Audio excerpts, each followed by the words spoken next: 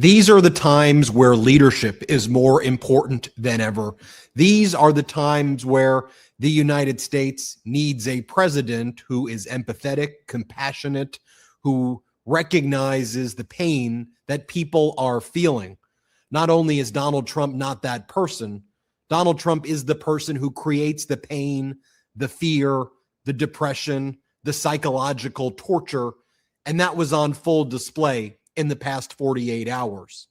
You had the tragic murder of Rob Reiner and his wife, Michelle, with their son, who suffered from drug addiction, as the likely suspect. Donald Trump's response is to attack Rob Reiner in a vicious way. First, in a social media post, then doubling down in a press conference. You had a despicable terrorist attack in Australia on Bondi Beach. At least 15 individuals killed as they celebrated the first night of Hanukkah. Donald Trump barely issued a response at all. You had a school shooting at Brown University. Multiple dead. Donald Trump's response was to spread conspiracies that the suspect was in custody when that was false. Then Donald Trump's response was to blame Brown University today and say, this isn't anything to do with me.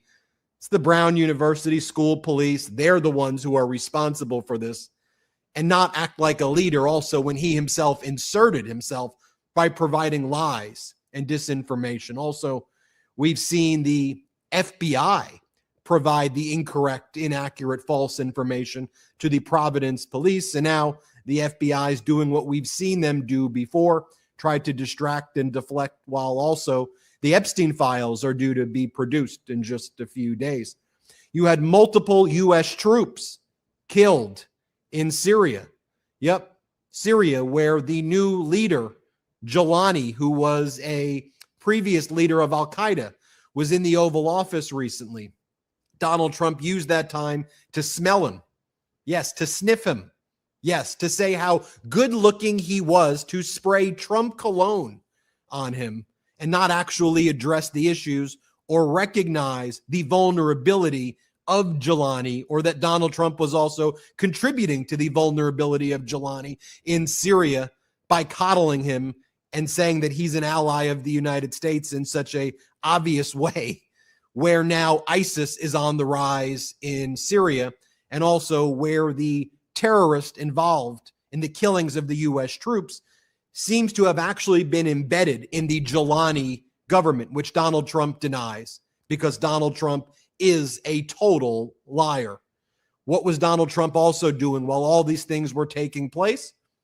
He was posting about his Trump Gold Card, where you can buy citizenship for $1 million or $5 million, depending on if you're an individual or a corporation. Donald Trump was posting photos of himself at the White House, asking if he looks good. Donald Trump was behaving in an utterly deranged manner. And this isn't about, I believe, even Democrats, Republicans, independents. It's frankly about being a good human being, a decent human being, behaving like a grown-up.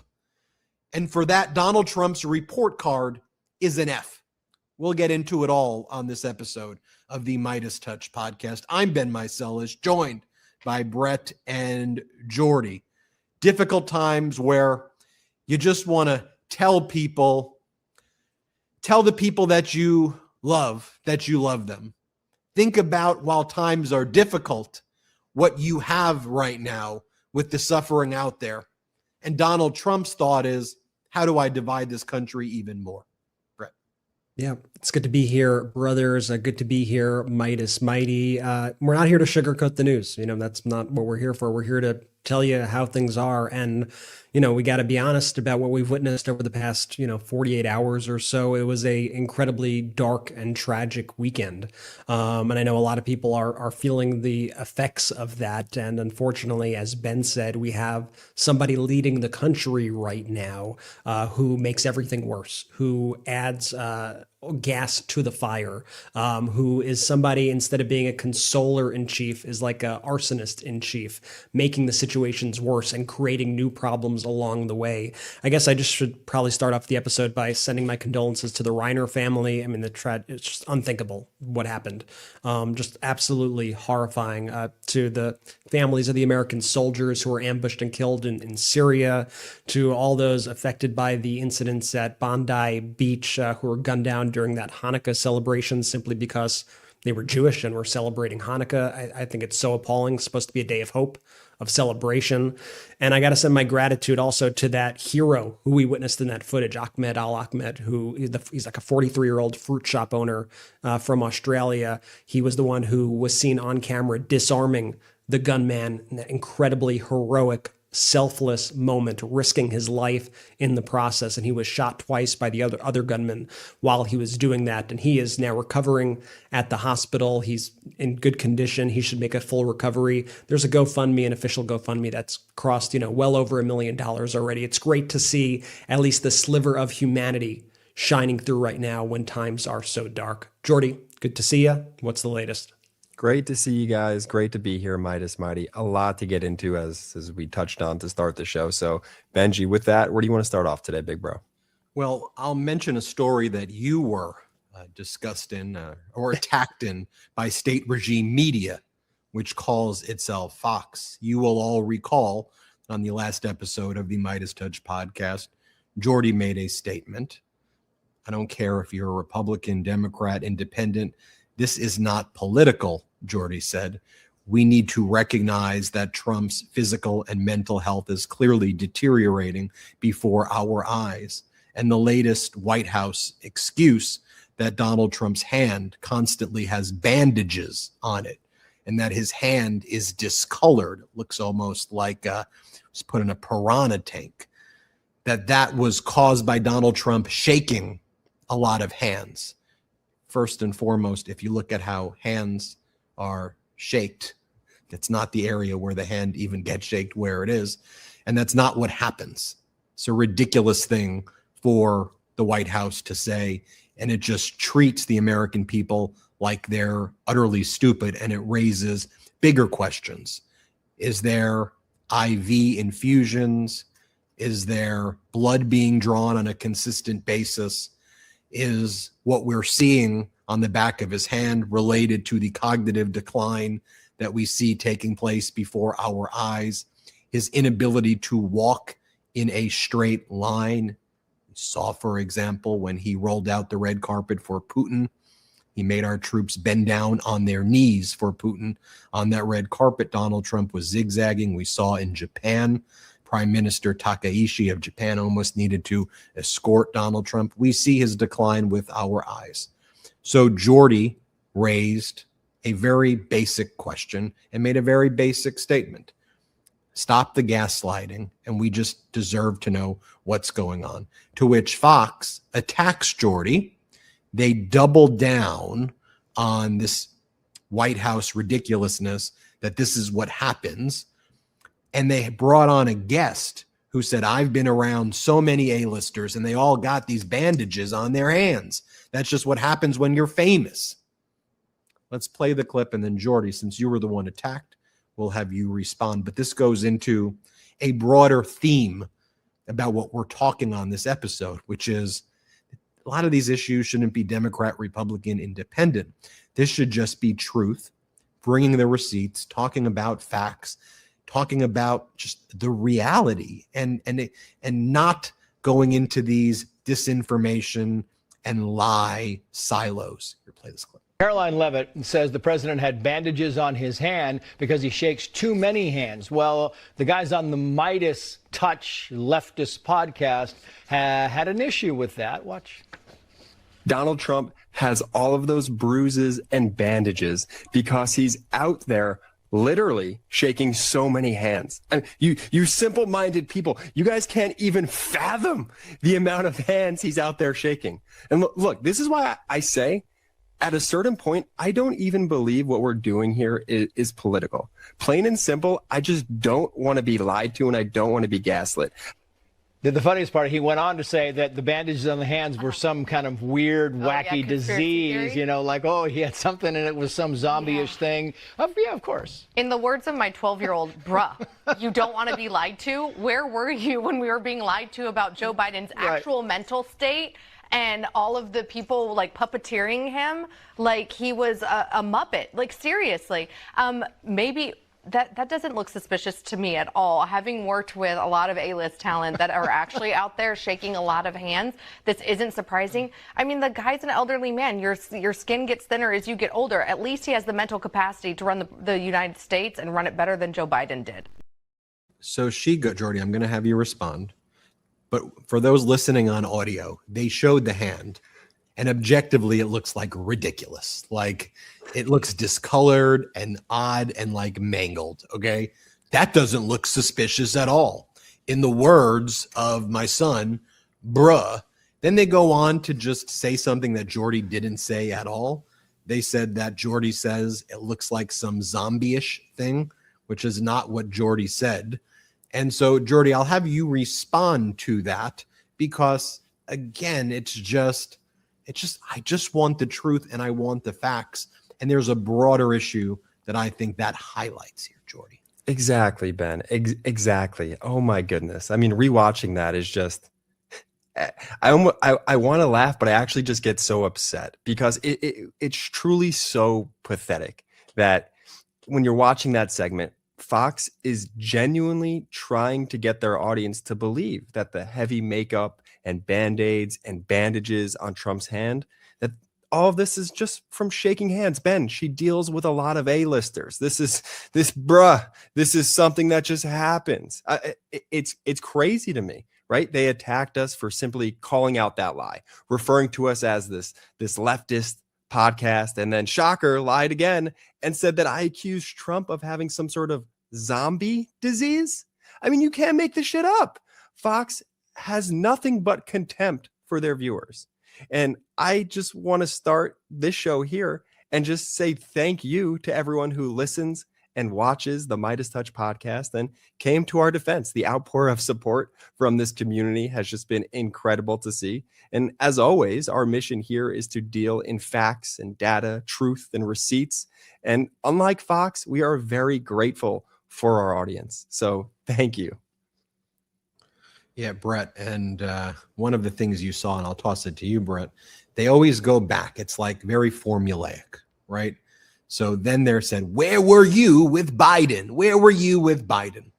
Now, you can get into the details here and you can say Biden looked old, but Biden, if you compare Biden and Trump, Biden's like riding bicycles and walking around versus whatever Donald Trump's. I don't think you even need to go there. Just accept what they're saying as true, right? The right wing views Biden as the worst. They view him as elderly and addled and that he needed to go. Well, he went, right? He quit at the end of the day. He didn't run for re-election and the Democrats lost. So by you comparing Donald Trump to Biden, aren't you comparing Donald Trump to the person that you've said is the worst person ever? By your own logic, then, just accepting what you say. Shouldn't Donald Trump then quit? If you say that Biden was having all of these issues and now your defense of Trump is, well, Biden, so you're saying that they're on par with each other, right? Because amongst the Democratic Party, I think while we actually can recognize, and I think history will recognize some of the benefits that Biden ultimately brought to the economy in his perspective and expanding NATO and the Inflation Reduction Act and things like that.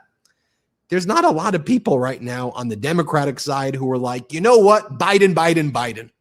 Democrats are talking about is affordability, that MAGA's about to rip away healthcare from tens of millions of people with these Affordable Care Act subsidies about to expire, that Donald Trump promised that he was going to bring down prices on day one, and he's made prices go higher while housing is less affordable, not more affordable right now. And while people who are lucky enough to get a paycheck are psychologically tortured, living paycheck to paycheck. That's the discussion. There isn't people, and Brett, I'll toss it to you, saying, you know, Biden. Like we're saying affordability. Trump's in charge. So just act like grown-ups, act like adults. Your dear leader is there, and recognize that there are problems, Brett. Be serious for once, right? Your response shouldn't be, bruh, as my 12-year-old son says, bruh. But Joe Biden, there are serious issues at play here, and answer the question. And I'll give you a little hint into the psyche of Fox News and how Fox operates and how Donald Trump operates. Whenever they are bringing up a politician like a Joe Biden, whenever they constantly go back to Joe Biden, that's because they do not have the answers and they are afraid to actually give the answers, because when they try to explain themselves and they try to explain the truth, inevitably they fall flat on their face and they sound absolutely ridiculous. And you could see that entire thing play out within that one clip. You could see them use the Joe Biden excuse. That's their initial deflection. And then they tried to go into their explanation, which to me made it even worse. Their explanation was, as Jordy said, I did a lot of A-listers. This happens all the time. And then they went to, he's an elderly man and your skin thins out when you're elderly.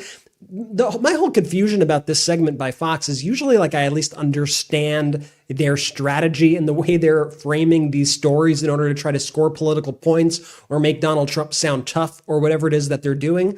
In this case, I legitimately had no idea what their goal even was. Like, I feel like Donald Trump, if he saw that, he was probably pissed off. Like, why are they calling me elderly and frail and saying that my skin easily bruises? I got thin skin. Like, this is just like a weird segment to try to defend me. Like, please don't defend me in that way. But Jordy made a great point. Jordy was facts first. He didn't say the things that they said that he said about zombies and all the other weird stuff that they just decided to throw in there. And I think it's actually good that Jordy got on there on Fox with a very impressive clip, getting the facts out to Fox viewers.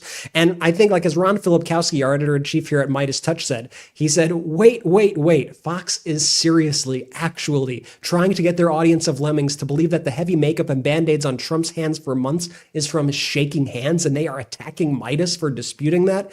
They have nothing but contempt for their viewers. And I think even if you are like one of the biggest kind of cultists out there who's watching Fox, are you really buying this? Maybe a small percentage of people, but are you really buying that all these bruises on the hands, the bandages are all because he shakes a lot of hands? Because if so, I got a bridge to sell you, folks. Also, I've never heard of bandages for bruises. Have you ever heard of putting bandages on bruises? None of this makes any sense. I think Fox looked ridiculous, but I'm happy that that the MeidasTouch podcast is getting out to a new audience. And Jordy, great work out there. You're not an A-lister. That's why you've never heard of this. I'm sorry to say, but clearly preposterous. I mean, absolutely preposterous. I am glad that the clip did make it on there. I think I did sound and come off really smart. I thought it was a good clip. Let me tell you the one thing I'm upset about, Jordy. What is that? You had this whole rant about peeing on your face, and I'm a little upset that the piss on my face rant was not the thing that made it onto Fox. Yeah, they didn't clip that portion. The second portion of that clip was, to me, the way more clippable moment. See, I would understood if they wanted to play Jordy on loop saying piss in my face without context. I would have understood that. I would have been like, oh, deceptive clip. Okay, I see what you're doing, Fox. But what they did, they actually it was brilliant. They elevated Jordy to a scholar, which you are. Yeah, they gave you a good edit. Jordy's a gentleman scholar. But look, they gave you a punch up. In editing, we'd say, can we punch that clip up? They punched it up for you. Look, the important overall theme, though, is truth, objective reality, behaving like grown-ups, and that, again, these things shouldn't be Democrat, Republican, or independent things. So that brings me to this tragic murder of Rob Reiner, his wife, Michelle, Rob Reiner, world-famous director, and his son, Nick, had been suffering from drug addiction that had been chronicled publicly before. The main suspect in this brutal murder appears to be Nick Reiner. Horrific. And regardless of what your politics are, Rob Reiner's films had a major contribution just to popular culture, and this horrific murder should be universally condemned. Look, when Rob Reiner learned of the death of Charlie Kirk, and I think we have this clip, his response was to immediately denounce it. This is a normal response. Let me show you Rob Reiner's response right now to the death of Charlie Kirk. Let's play it. When you first heard about the murder of Charlie Kirk, What was your immediate gut reaction to it? Well, horror, absolute horror. And I unfortunately saw the video of it, and it's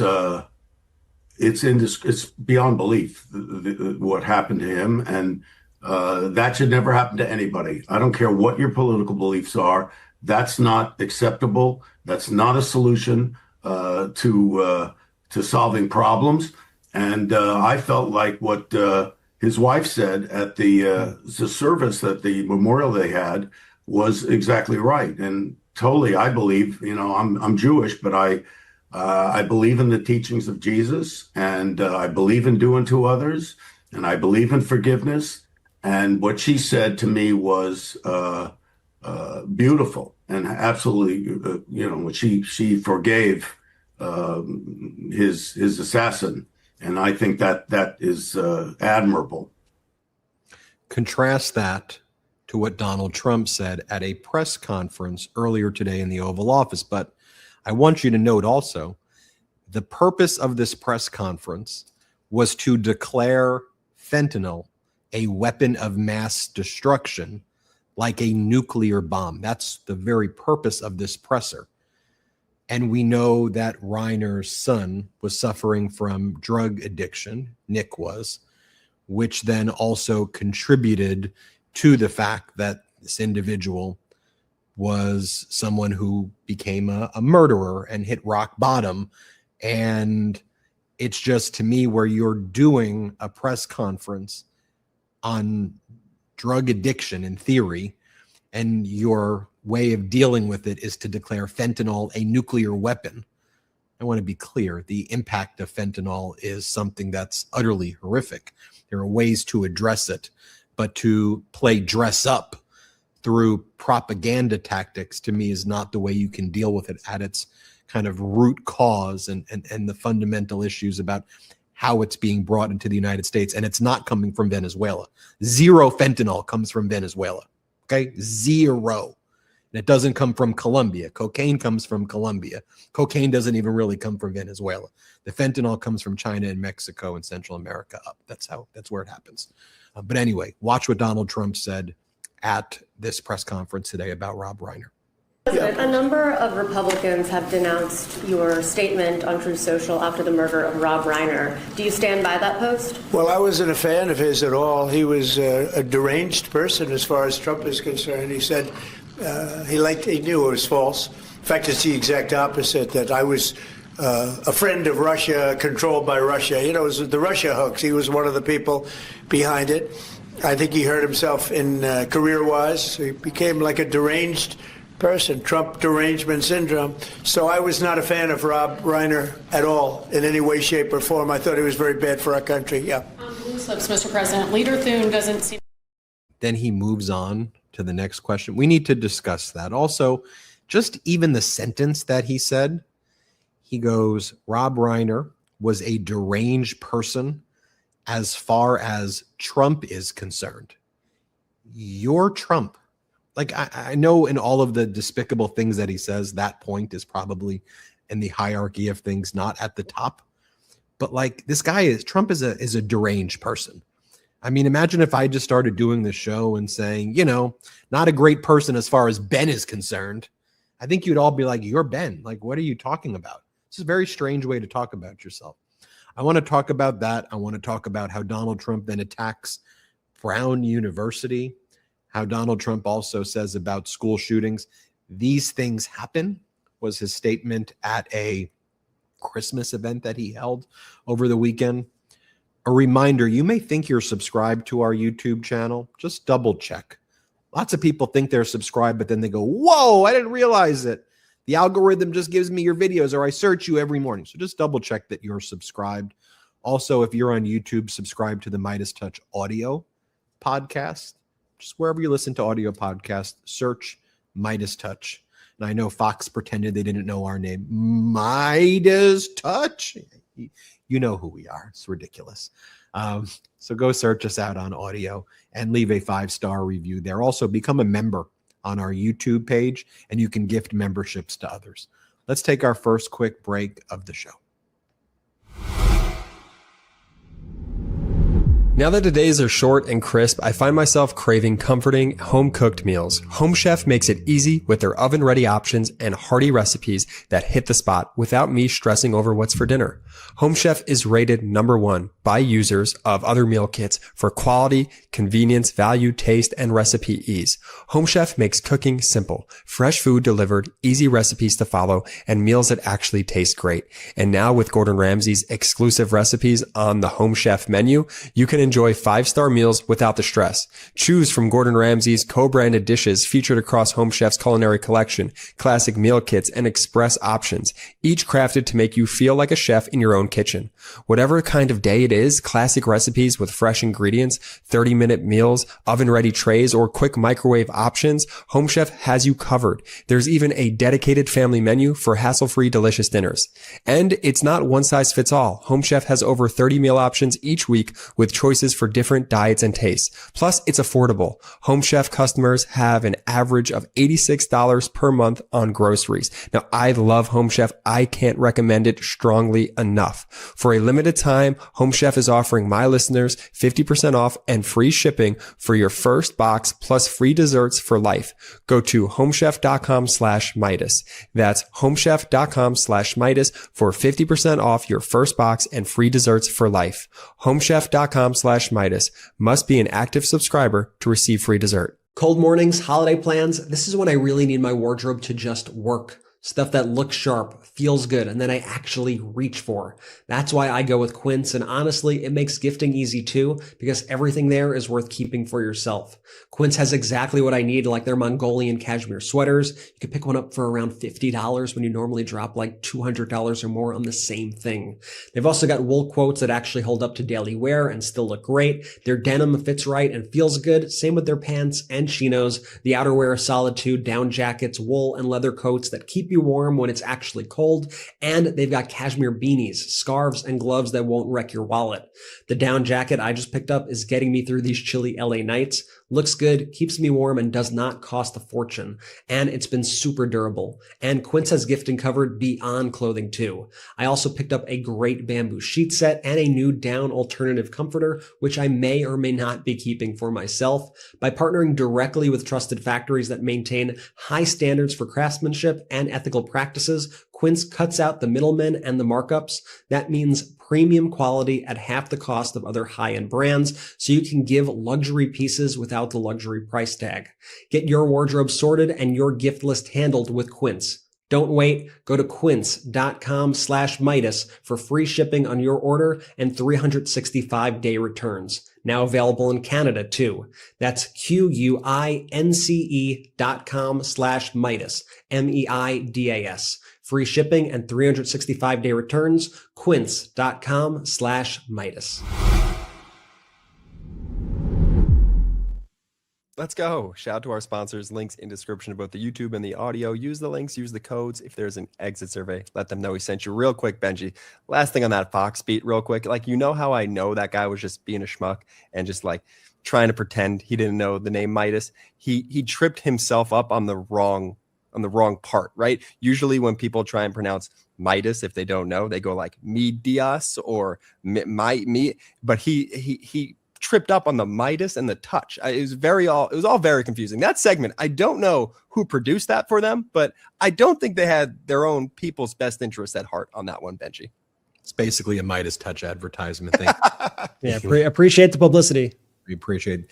So before we went to break, I showed you the horrific statement that Donald Trump made about Rob Reiner at the Oval Office event that Donald Trump held.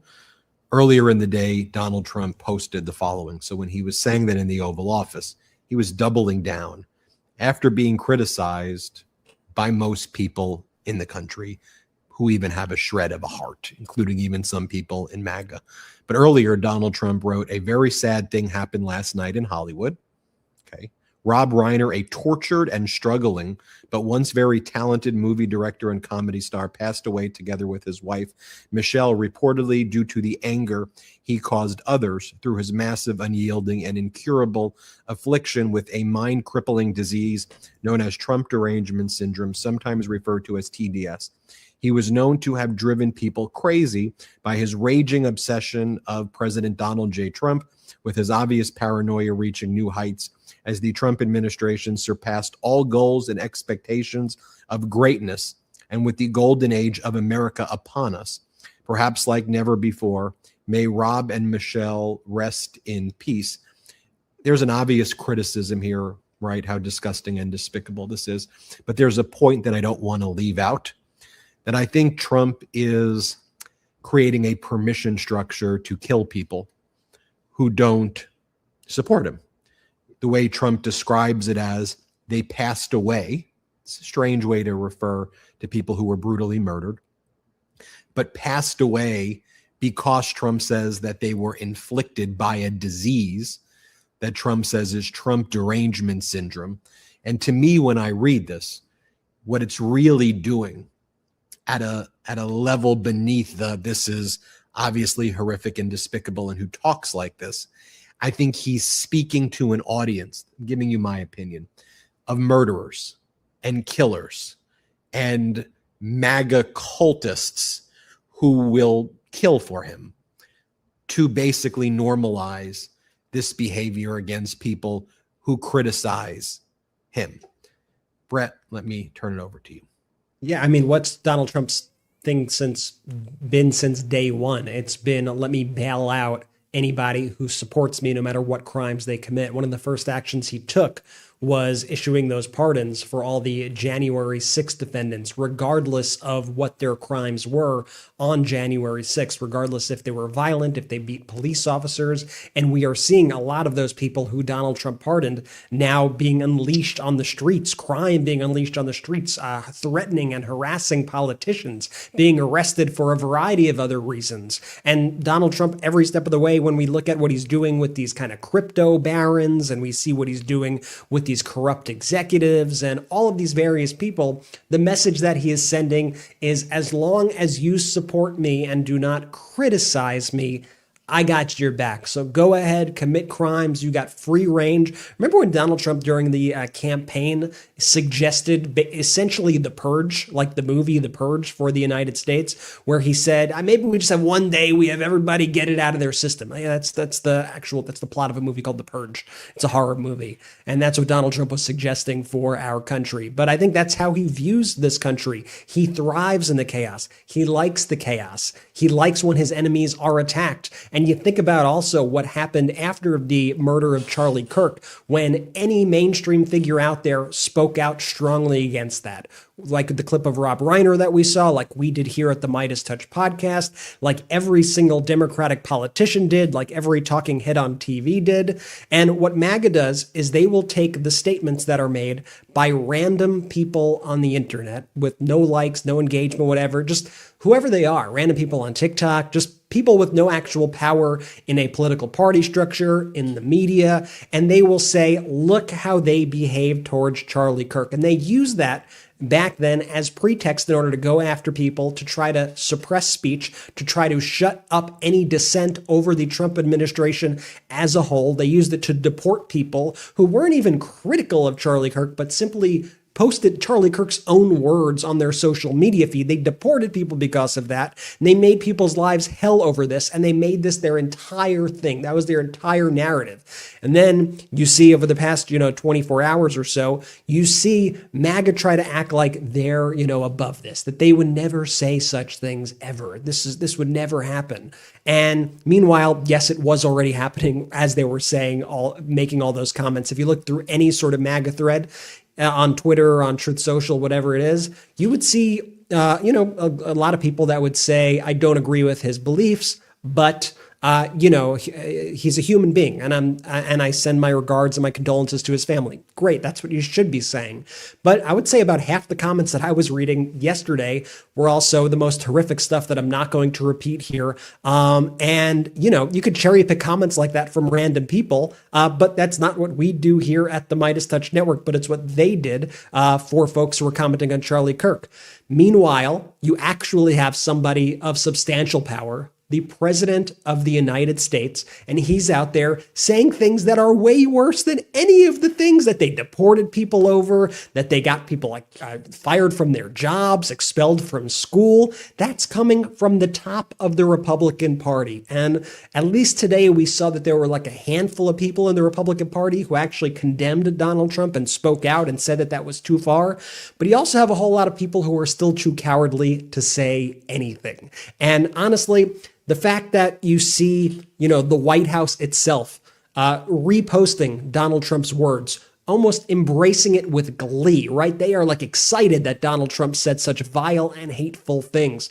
To me, that shows me that the rot may start at the head, but the entire thing is rotten. Everybody who works for this administration is responsible for being complicit in the just vileness, in the hatefulness, in everything that is stemming from this regime and the pain that he's inflicting on the American people. And he is frankly causing the American people trauma when he does this. And he is stoking more violence and more hatred. It's bad for the United States. And I hope that as more and more people begin to see just how despicable Donald Trump is, like if Marjorie Taylor Greene could see Donald Trump's statements that she saw today and she spoke out as she's been speaking out against Donald Trump, then hopefully maybe there are other people who are MAGA diehards, MAGA cultists who will see what Donald Trump said and realize, holy shit, is this really the guy that I support? Is this really the person that I want to embrace? Is this really what I want to align myself with and who I want to identify with? Have some humanity, okay? These are human lives. I don't care what side of the political aisle you're on. This is not how you treat human beings. Well said, B. Well said. Look, that statement, when you read that, the only conclusion that I can come to is the person who authored that, who wrote that, is just a disgusting, soulless creature. And in this case, that person who wrote that just so happens to be the president of the United States, Donald Trump, who just when you think he can't go any lower, lowers the bar again and again at a time when the country, man, when the world is just like deeply hurting, experiencing troops being shot, mass chaos, school shootings, holiday shootings, the murder of an American icon. The president of the United States doubles down on division. This isn't political. This is just like human to human. Where is your moral compass? Like, where is your North Star? When you ask Office of the presidency, it just used to be used as a position that sought to unify. But this guy, man, it's just so pathetic. It's so garbage, and he just can't help himself. It's gross. When you ask people how they feel living in America right now, you'll often hear. It's why it's important that you listen to people and not just talk. I really pride myself at the MeidasTouch Network of telling everybody we need to listen. Because when you listen, you hear what people are feeling. You know, the number one thing I hear from people when you ask them to describe what it feels like to wake up in Trump's America, they'll say psychological torture. It's a word that's repeated, not just once. It's not an aberration that you hear it. People say they feel psychologically tortured, whether it is because their health care is being ripped away, whether it's because of Donald Trump's grotesque behavior, whether it's because if they're fortunate to get a paycheck, they live paycheck to paycheck, whether it's because they can't afford their rent, housing, it's impossible right now, job losses up 54% year over year, 54% increase in job losses, 1.2 million job losses, and we're not even through the end of the year. That number could get closer to 2 million job losses. But when you think about psychological torture, what's the purpose of psychological torture? Think about it. It's to break you, right? Torture, in theory, is inflicted to break people. And what happens when people break? You can do whatever you want with them. In theory, that's the purpose of the torture a lot. And that's what they're trying to do. Like, there is an intentionality to the psychological torture that we see in authoritarian regimes historically that is embodied in Trump. It's why I study and why I do lots of reports on what's happening internationally, because Trump is a symptom and a vessel, not the creator. Okay? The authoritarianism has existed historically. We see it embodied in the Putins and the Orbans and the Bukelis and the Javier Mileis and the Le Pen movement in France, or the Reform Party movement in the UK, the Pierre Poilievres in Canada. It is a international in scope, and it's to psychologically torture and control and hoist up authoritarians. So I want you to be cognizant, because if we know that, we can recognize it and fight back together, which is what's happening right now. And that's what the Trump regime never accounted for. They thought they would break us with their psychological torture, but we're holding the line together. And when I say we, I mean you. I mean this whole community. I mean the pro-democracy community, not just in the United States, but in the world. Shout out to all the Meidas Mighty International as well. So let me show you what Donald Trump next said about Brown University during the press conference today. And you'll recall that when the shooting was taking place, Donald Trump posted that the suspect was in custody. He said that he had been briefed and the suspect was in custody, when that was not the case. Eventually, they brought someone into custody, and that person was not the right person. So the FBI, it wasn't just one time thus far. Trump said they had someone in custody when the shooter was on the loose, and the shooter's still out there. Then they brought someone into custody who they said was the suspect, who actually wasn't, based on information that came from the FBI that they gave to Providence. They gave him the wrong person. So first, let me show you what Donald Trump said in the Oval Office. Then I'll show you what he said at the Christmas party. Then I'll show you what the mayor of Providence said. But first, Trump in the Oval Office. Hopefully they're going to capture him. Has Kash Patel told you why it's been so difficult for the FBI to identify who the shooter is? Well, it's always difficult. So far, we've done a very good job of doing it with Charlie, with, the various times this has happened. They've done it in pretty much record time. But you really have to ask the school a little bit more about that, because, this was a school problem. They had their own guards, they had their own police, they had their own everything, but you'd have to ask that question really to the school, not to the FBI. We came in after the fact, and the FBI will do a good job, but they came in after the fact. In addition to the fact that that's the most disgusting form of fake leadership, to say that we're not involved at all, he actually inserted himself into the shooting by providing false information while it was taking place, in the middle of it. And then also the FBI were the ones who gave the wrong information, the false information, to Providence, to the mayor there in Rhode Island. And I also want to specify too, so there were a lot of Trump people supporting, coming to Donald Trump's defense after he wrote that the suspect was in custody and saying all that. And they were saying that, he is actually just repeating like what the university said and what all these people said.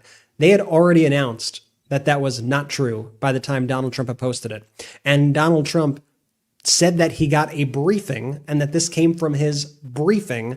But what it really appeared that he was doing was reading Twitter and parroting things that he saw on social media, no different than these right-wing influencers who just make things up.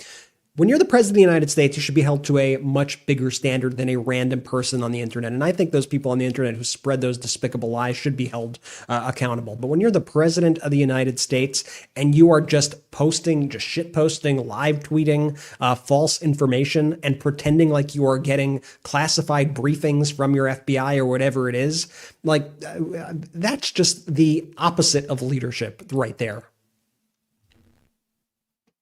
Absolutely. Now I want to go and show you what Donald Trump said at the Christmas party, where he said, these are the things that just happen. Just happen. Shootings happen. Here, play this clip. And Brown University, great school. Great, really one of the greatest schools anywhere in the world. Things can happen. So to the 9 injured, get well fast. And to the families of those 2 that are no longer with us, I pay my deepest regards and respects from the United States of America. Thank you very much. It's a very... Because these are the things that happen. Let's hear from the mayor of Providence when they released the suspect. Then I'll show you the police chief. But first, the mayor. Let's play it. Shortly, we will be releasing the person of interest who had been detained earlier today, and the Attorney General can speak a little bit about the rationale for that, but we want to inform the community that that individual will shortly be released from Providence Police. Let's hear from the police chief. Let's play it. Yeah, so it was there was a tip that came in, just like we were taking any other tips, and that one came in specifically identifying a person of interest, which was this individual. And so our detectives got on it, just like they got on others, but in this specific one, it was actually picked up by the FBI, and they followed through with it, and they ended up coming and locating this individual of interest, and at that point, we did a thorough investigation, examined, ended up drafting some search warrants, came up with some evidence, but that evidence was examined, and we didn't have enough, obviously, to be able to prosecute anybody, and so that person was released. Go ahead. Chief, actually, a question. So you heard him right there say that information came from the FBI. Again, anything I say on this podcast, I want to show you the receipts. So that's what they say. So what did the FBI do today after giving Providence the wrong information? Well, this is a pattern that we've seen before, and they made an announcement, and they leaked this announcement to Fox. That's part of their plan. And Fox goes, FBI arrests 4 alleged members of a radical pro-Palestinian group accused of plotting New Year's Eve bombings. Individuals self-identified as members of the Turtle Island Liberation Front. And then Pam Bondi posts, we got them. The Turtle Island Liberation Front, far left, pro-Palestine, anti-government, anti-capitalist group. And their overall point here is, look how great the FBI is doing. Look over here, look over here. Now, let me be very clear. I've never heard of the Turtle Island Liberation Front. I certainly condemn terrorism. I am very happy if the FBI and the DOJ are getting the bad guys and getting terrorists off the street. Okay. I also don't trust this DOJ and FBI with anything. We've seen this pattern with them where they prematurely make announcements that they've got big busts. They put in confidential informants, their CIs, into these chats and message boards. And then very early on, while they're having discussions, and again, I'll need to know more here. I always want to preface what I'm saying with these types of caveats. But then while there are discussions with people who are not even like leftists. I mean, they're trying to act like this is like a Democratic aligned group as part of a broader agenda to use the DOJ and FBI to attack them. Turtle Liberation, but I've never known anyone who even heard what this is. And then say, oh, look, here are people saying things on 4chan and message boards or 8chan or this chan or whatever. And we got him. We busted him. We saved the day. When you go through the indictment like I did, it said they got him before they were going to be testing the potential bombs to target areas. And again, we'll have to let the legal process play out here. And I'm certainly glad if we got the bad guys.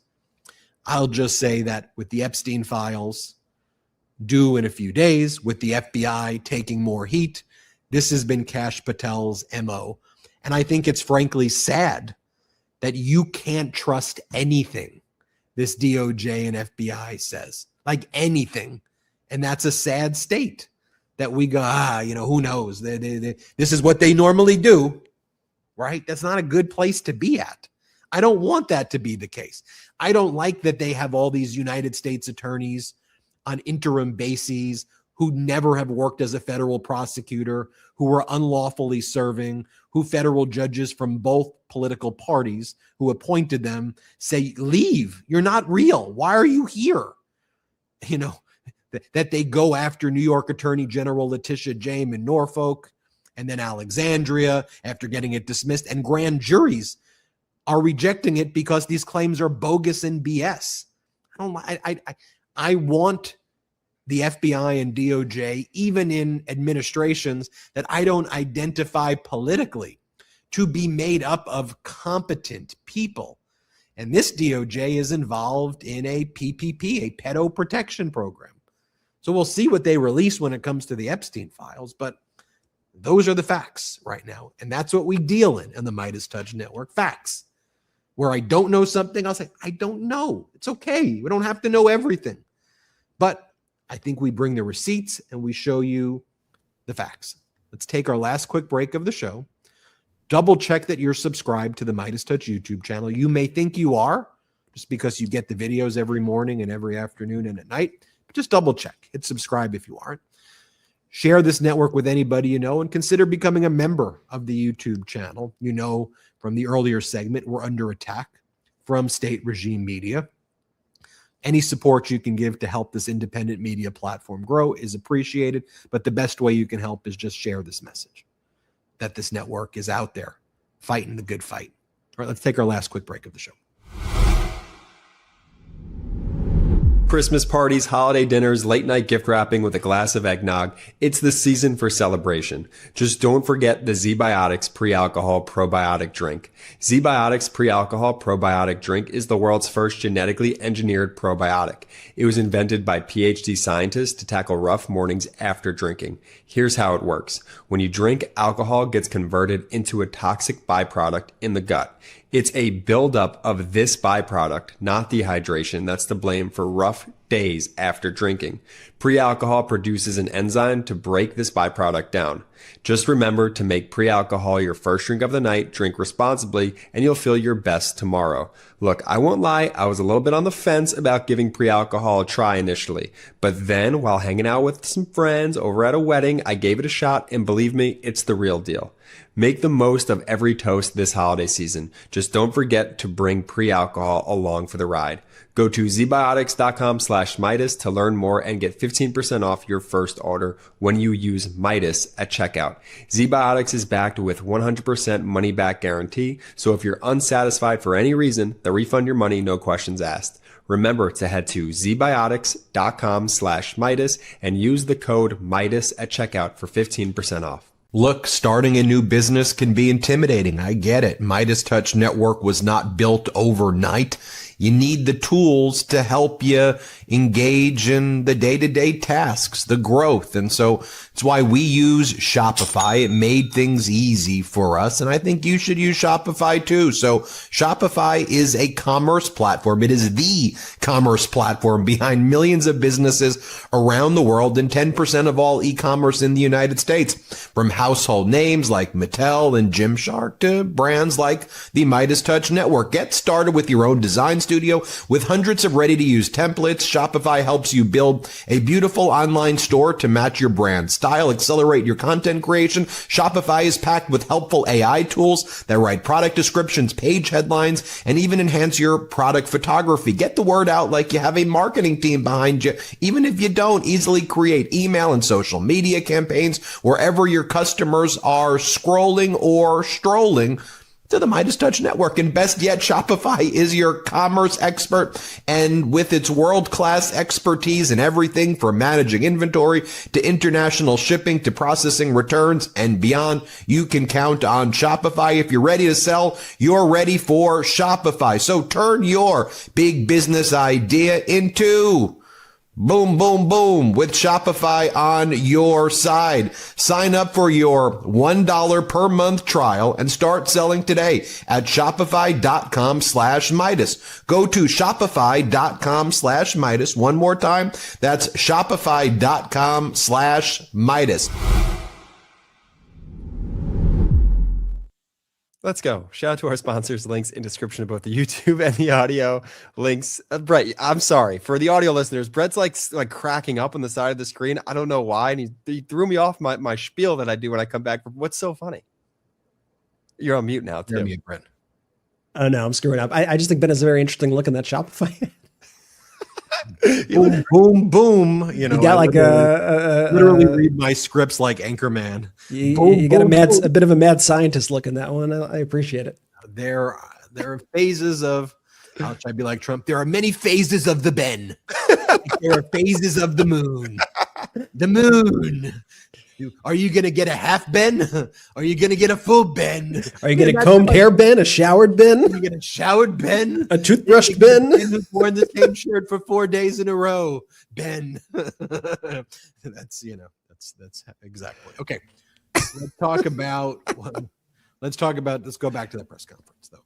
First, let me show you what Donald Trump says about Thailand and Cambodia during this press conference, where Donald Trump previously tried to claim that he created a peace deal between Thailand and Cambodia that he frankly had nothing to do with. Malaysia and China were the ones who helped negotiate a temporary ceasefire. But the war between Thailand and Cambodia, since Trump's been president, has never been this bad before. And America, who had traditionally been allied with Thailand, Trump wants these to be acknowledged as doing peace deals, right?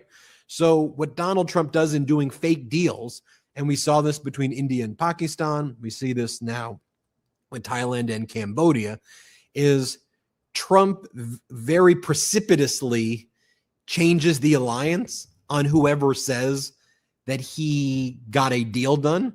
So Donald Trump goes, okay, Pakistan, they're going to give my family crypto money, which they did at World Liberty Financial, and they're going to say I should get a Nobel Peace Prize. So I'm Pakistan. And India isn't going to say that because that's not what happened. And India also has its own sovereignty issues where it's not going to say, yes, Donald, you dangled trade in front of us, even though there's no trade deal with India. And we were begging, please, let's have that American money. Yes, we don't want those tariffs. Oh, you did it, Donald. You did it. Like, they don't want to say that because that's not what happened. And it's the same thing with Thailand and Cambodia. We heard the kind of deputy defense minister in Thailand saying the things that Trump's been saying about Thailand are very unfortunate and not true. And Thailand has continued its offensive against Cambodia. I mean, there's been a lot of people who have died in Thailand and Cambodia. I'm going to show you this clip, but also you should also note, while Donald Trump announced a fake peace deal between Congo and Rwanda, the M23 forces that identify with Rwanda were in Congo killing people on that day. Like, he's like, we've done peace. And remember I showed you the question that the one reporter from Africa asked? It was like, when is the actual peace going to happen? Because like the war is happening still. Just give it a few months, 2 weeks.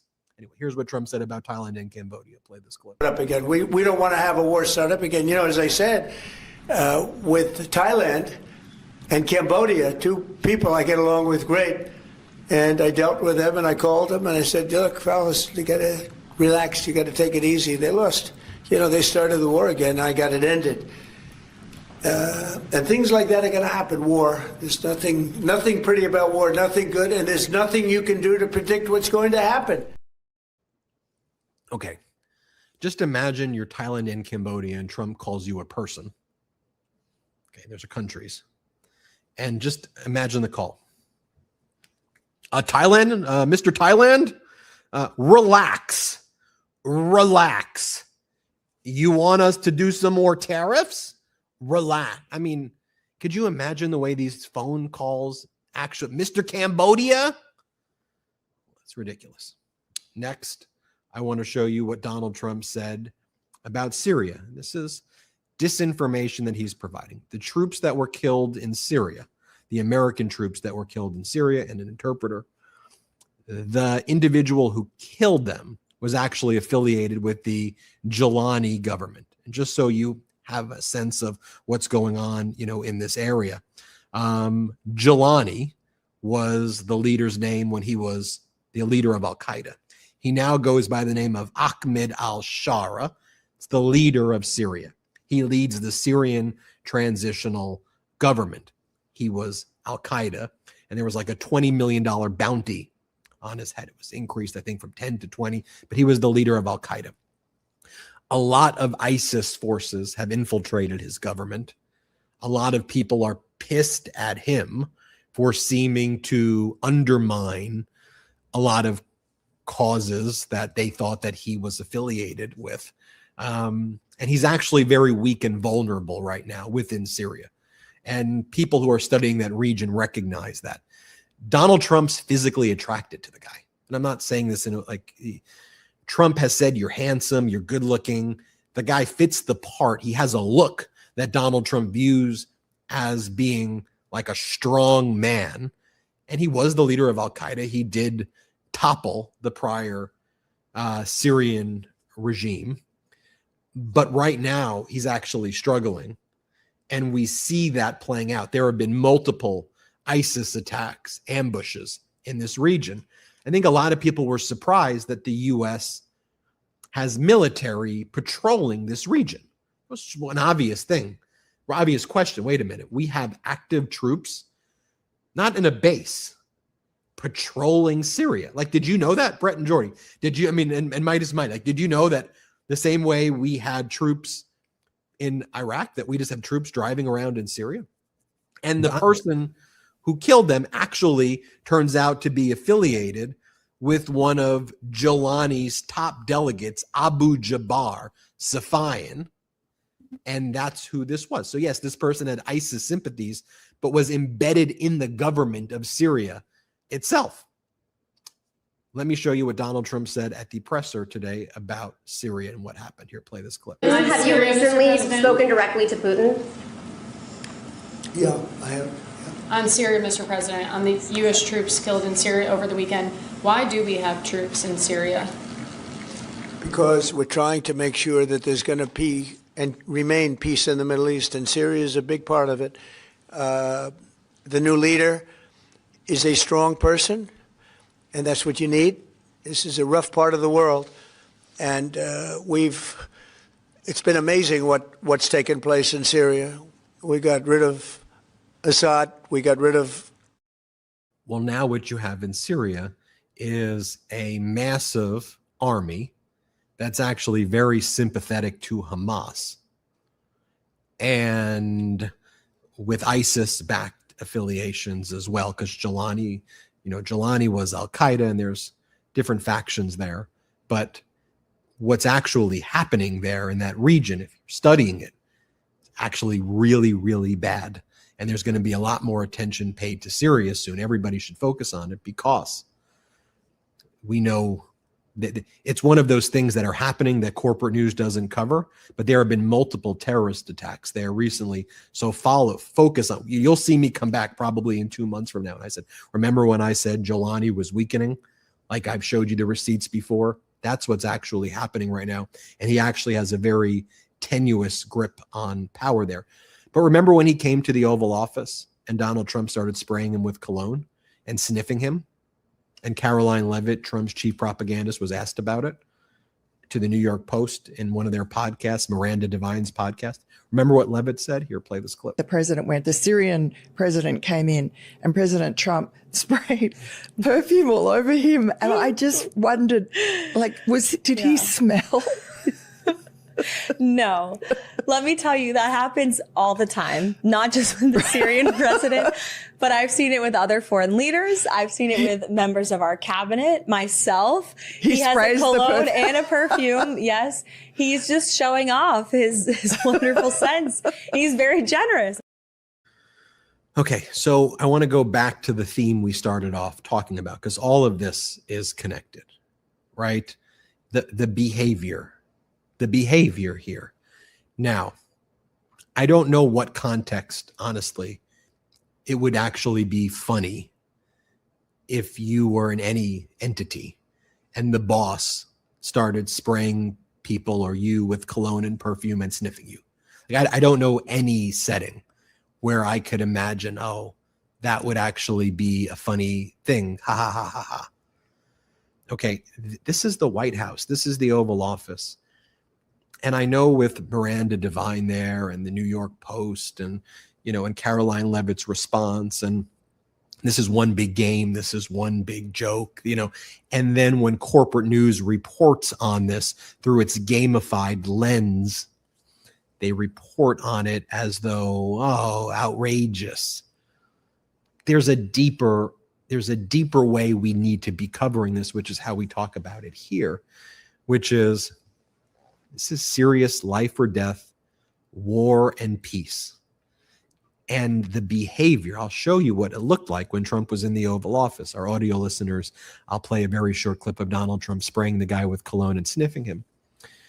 This is not, it's just not okay behavior as grown-ups or as children. And, you know, I think about that expression that, because it's always projection, that Trump uses to refer to people who oppose him as, oh, you've got this Trump derangement syndrome, or you've got this like mind virus or whatever it is. But to some extent, they're telling on themselves and what their movement was able to normalize, that these sites are actually acceptable. But you see, while it's happening, our enemies across the world are gaining ground and America is weakening. Perfume spray or cologne spray by cologne spray. Here's what happened. Here, play this clip. This is men's fragrance. Right? Yeah. This is it. Yeah. It's the best fragrance. Come here, man. I have more here, sir. Okay. Now, I'll toss it to Brett and Jordy. But here's the thing, too. I also want to recognize, from the perspective of Jelani, whose reputation was this Al-Qaeda strongman turned leader of Syria. When Trump does that to him also, and again, yes, it makes Trump look ridiculous in this, but one of the things it's actually doing from a geopolitical perspective is it is severely, if Trump's goal is to uplift this guy and make him his puppet, like let's just say that was what you're trying to do here, you're completely undermining that, right? You're making him look weak and feeble. And the ISIS contingent or his former Al-Qaeda contingent are watching this guy and saying, this guy looks weak. He's going into the Oval Office and they're sniffing him. He's going to the belly of Western civilization and he's being mocked and he's allowing himself to be sniffed. I just want you to think about, even if your goal was to prop this guy up, what are you doing?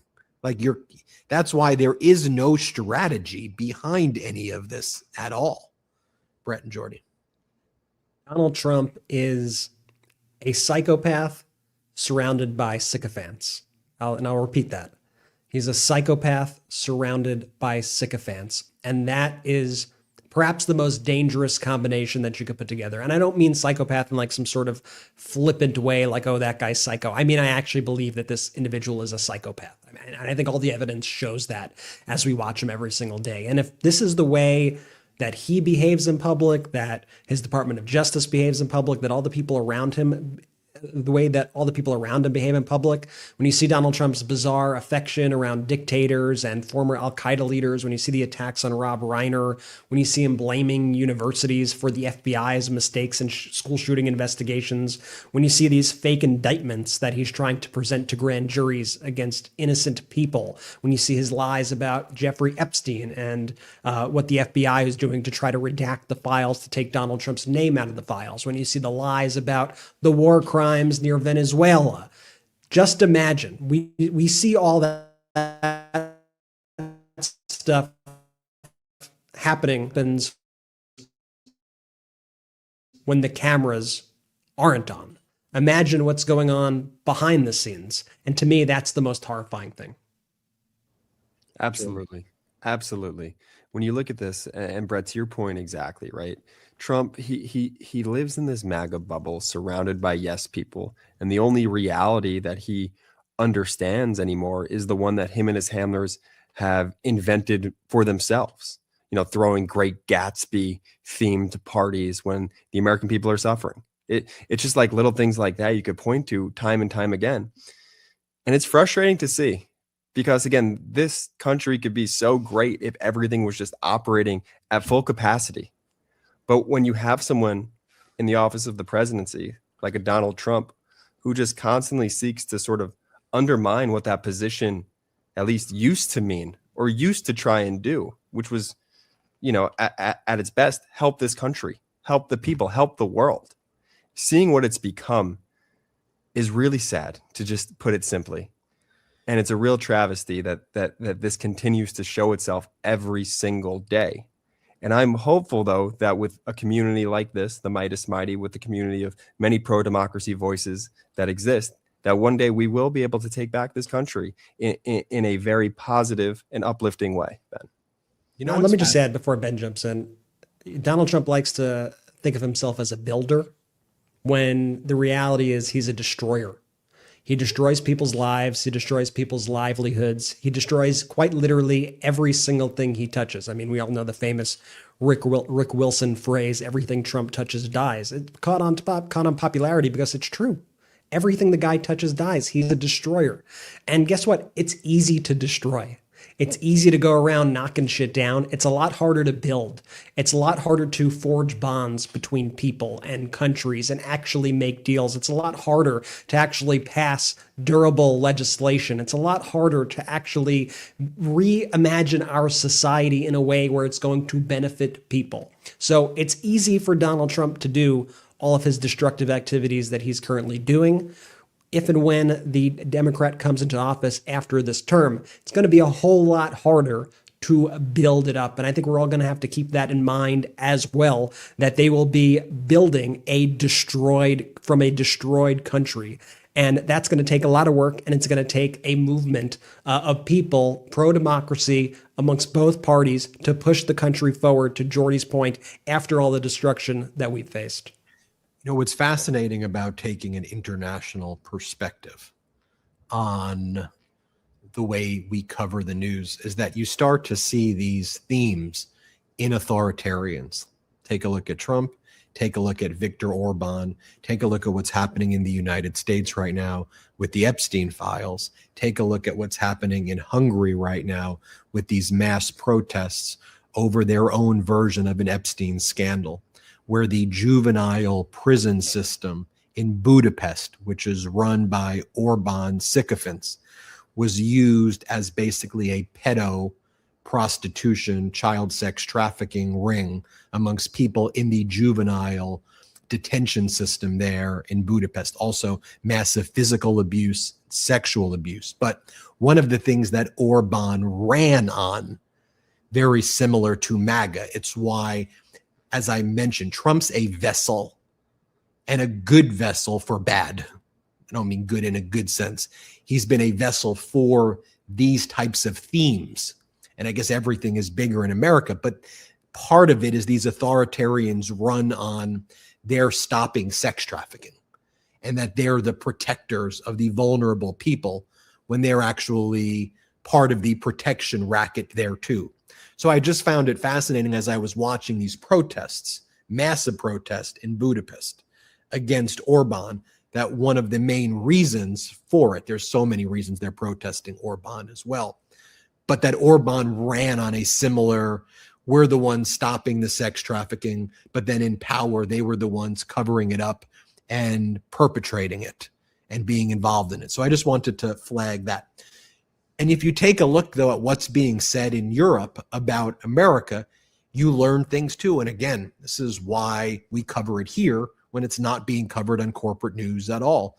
Like, to me, shouldn't it be front page, top news when the Chancellor of Germany, who's basically the representative from Europe at these Berlin meetings with Ukraine, where the United States is effectively representing the interest of Russia, where you have in Berlin, Germany's Chancellor Friedrich Merz representing the interest of Germany in Europe, that Friedrich Merz gave this speech where he said the era of the Pax Americana, of America being allied with Europe, is effectively over. It's done. Watch what he says. Here, play this clip. I will come back to this point shortly in the context of foreign and security policy. But, dear friends, the decades of Pax Americana are largely over for us in Europe and indeed for us in Germany. It's not the same as we once knew it, and no amount of nostalgia will help, and I'd be one of the last who wouldn't gladly give in to such nostalgia. But it's no use. That's how it is. The Americans are now very, very firmly asserting their own interests, and that can only mean one answer, that we must now also assert our own interests. And my dear friends, we are not nearly as weak. We are not nearly as insignificant.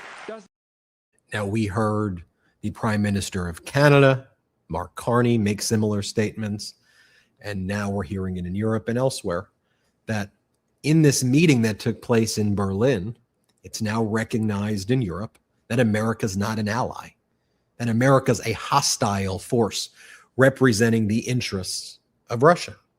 Just look how America voted at the United Nations over the past week. There was a resolution that I believe was like 153-1 to recognize and support humanitarian effort by the United Nations abroad. You know who the one country was that voted against that? The one country. Even Russia abstained. The United States was the one country to vote against it. And 153-1 U.S. votes against the United Nations delivering humanitarian aid abroad. There was another resolution to mitigate the impact of the Chernobyl disaster. It was spelled in the Ukrainian spelling, C-H-O-R, versus C-H-E, the Russian spelling. And it was all about mitigating the disastrous consequences of Russia's negligence and maliciousness. You know who voted for it? Most nations. You know who voted against it? The U.S. joined with North Korea and Russia to vote against mitigating the consequences of the Chernobyl disaster. And so Europe recognizes America's a hostile force. If you listen to what Yushakov and Dmitriev and the top Russians who are dealing with Witkoff and Kushner right now are saying, they're saying this. I mean, they're saying that they want surrender of Ukraine, that they're not interested in a peace deal. I did videos earlier this morning where I showed you what they said. And these are the people speaking on behalf of Putin. And when Putin speaks, they want all of eastern Ukraine, which they then want to use to launch more attacks on Kyiv. And then they want Europe. That's what they want. That's what they're saying. It's not complicated what they're saying because they're saying it. And then Donald Trump is just trying to figure out ways to poke and prod Ukraine for surrender. Now, a lot of what's transpired has been Trump working with Putin, yes, Russia, to try to buy time for Putin to take eastern Ukraine by force. Zelensky, with the help of Europe, but really with Ukrainian ingenuity, has built this incredible drone army that has managed not just to hold back Russian forces on the front lines, which Zelensky then visited, but launch counteroffensive. What history has written, this Ukrainian drone army has been next level in being able to adapt and stand up to Russia, which has way more forces. It's almost like the telling of 300, like a modern day version of that story, if you will. So what Trump has been promised by Putin is we're making massive advances on the front and east, and we're going to take it over. So Trump parrots that line, like Ukraine needs to surrender because Russia basically is winning, when that's not actually what's taking place on the front. And meanwhile, it's just trying to buy time for Russia to carry out its military objectives. I mean, that's while Russia says they want total surrender. So I just want you to be aware of the facts. The final topic I do want to bring up before we go is the most up-to-date information that we're just learning right now about the extension of the Affordable Care Act tax credits.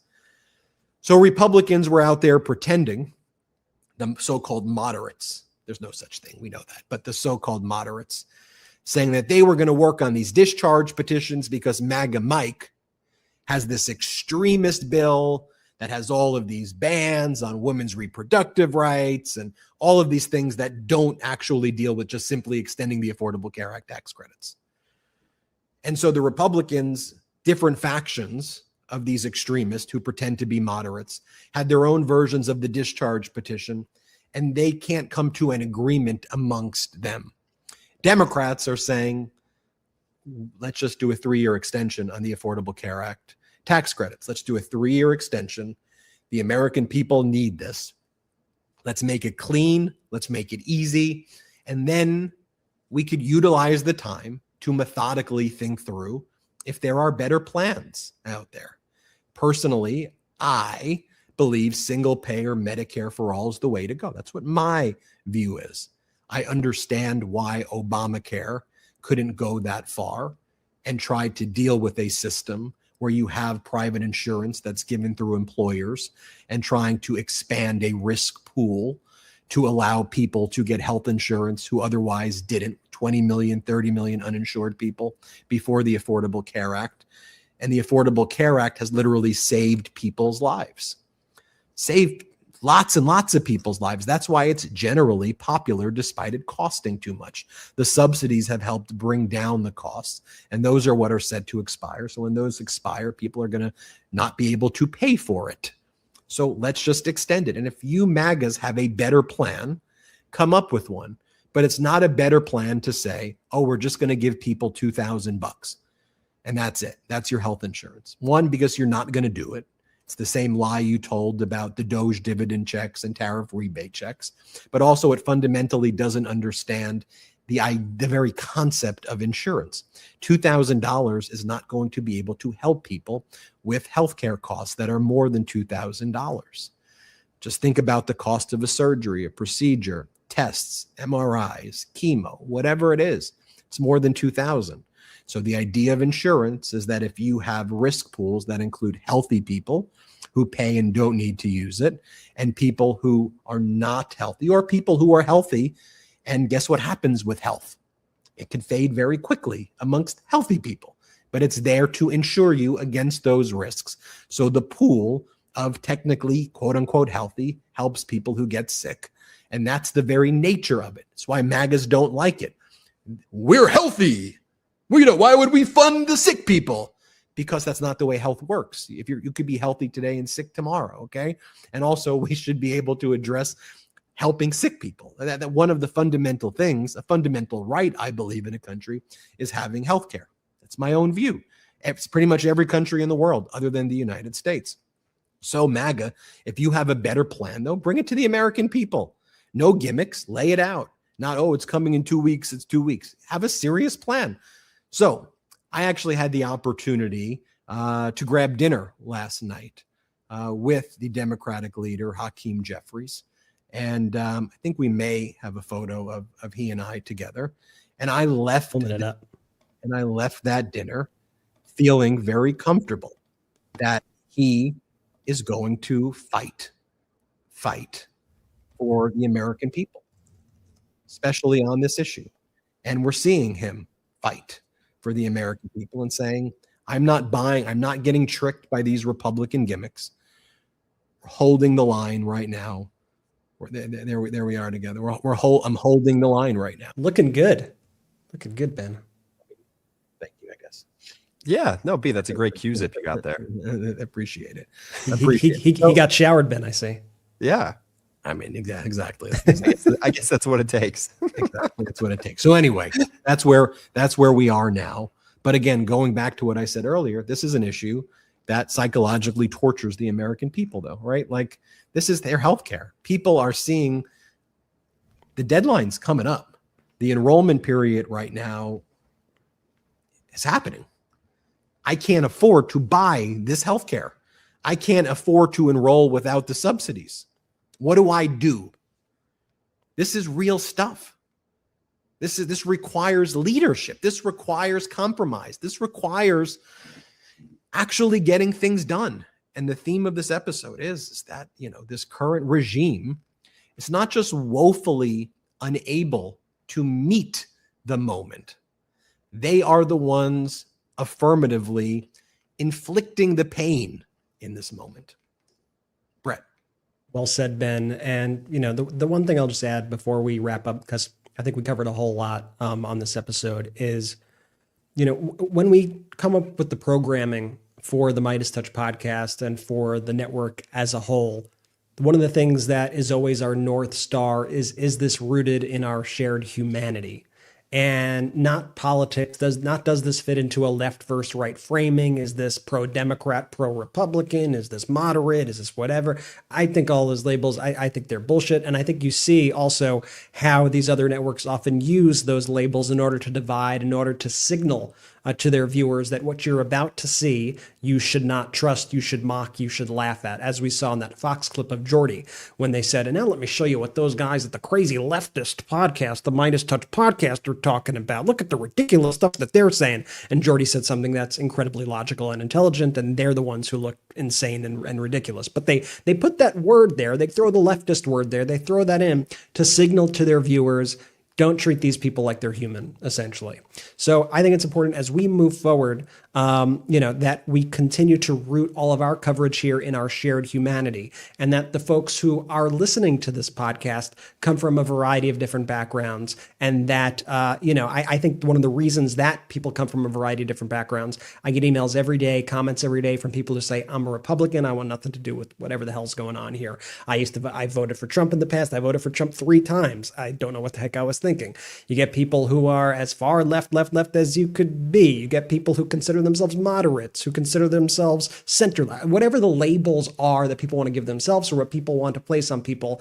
I think this entire community that you see here at the MeidasTouch Network is connected with our shared humanity. And I want more leaders who share that sense of humanity. It was one of the things I admired about President Biden, even more than any policies he passed and any laws he passed, anything that he signed into law, anything that he did, was that he constantly put empathy first. And what we've seen, and they're pretty public about it, we've seen what people like Elon Musk have said on podcasts like the Joe Rogan podcast when they say empathy is a weakness.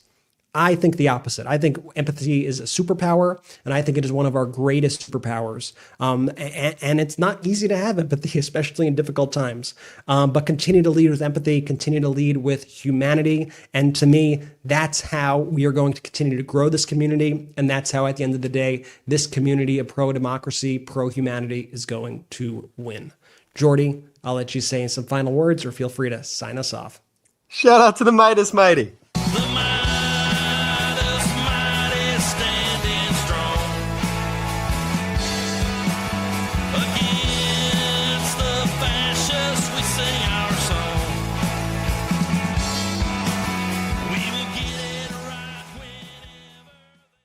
Want to stay plugged in? Become a subscriber to our Substack at MeidasPlus.com. You'll get daily recaps from Ron Filipkowski, ad-free episodes of our podcast, and more exclusive content only available at MeidasPlus.com.